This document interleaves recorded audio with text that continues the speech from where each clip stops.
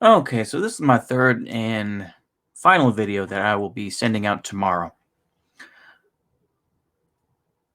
Are Breadtubers the real third positionists?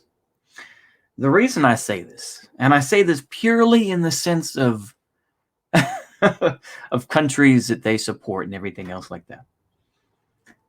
Think about it like this.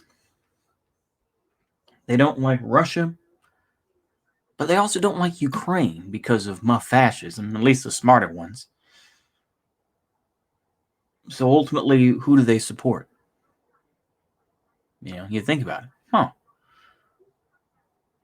They don't like Assad. They don't like the United States, but they like the Kurds, who get support from the United States.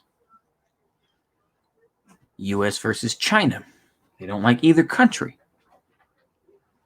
So instead, they have kind of this third positionist sort of view of, well, actually, we should actually support, these folks just temporarily,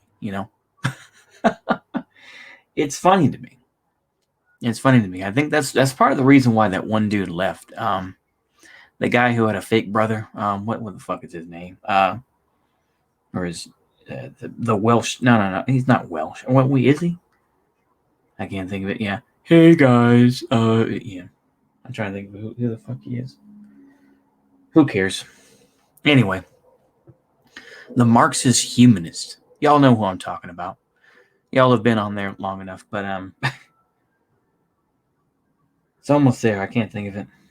Who cares? But anyway, these are the real third positionists, aren't they? They're the true third positionists who are just like, well, we shouldn't support capitalism, but we don't want the harsh, sort of authoritarian type stuff that happened in the Soviet Union. We don't want that either.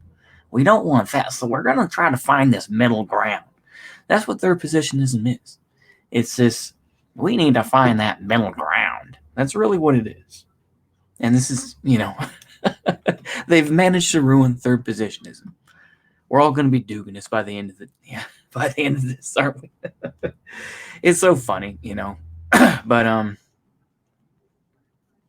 I think it's hilarious when you see this sort of stuff, But these are the types of folks that believe it. They're just like, well, we don't like what China's doing. We don't like the U.S. either. But, and I mean, at least Vosh to a point is honest, where he's like, well, the U.S. has done some good stuff, So he's still an American in that sense, He's a burger just like the rest of us. But,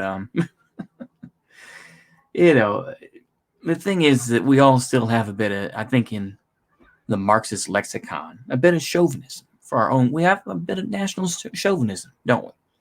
I admit I have some national chauvinism because I've never had the money or the ability to go to other countries and see what's going on and be more, what's the word? Cosmopolitan. I know cosmopolitan, has its negative connotations, but nonetheless, I never had that ability. I never had that type of money,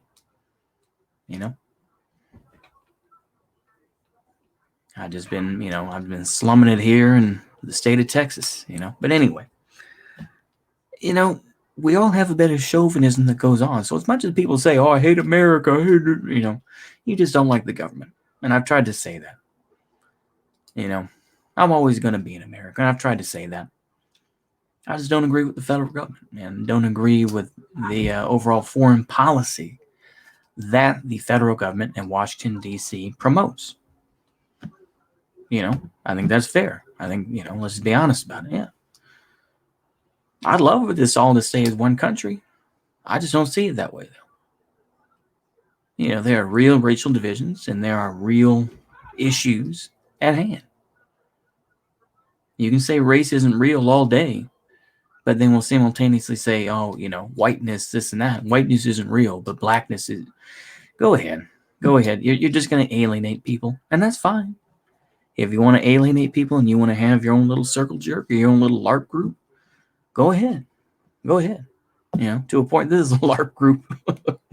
But yeah, I think that's really all I have to say.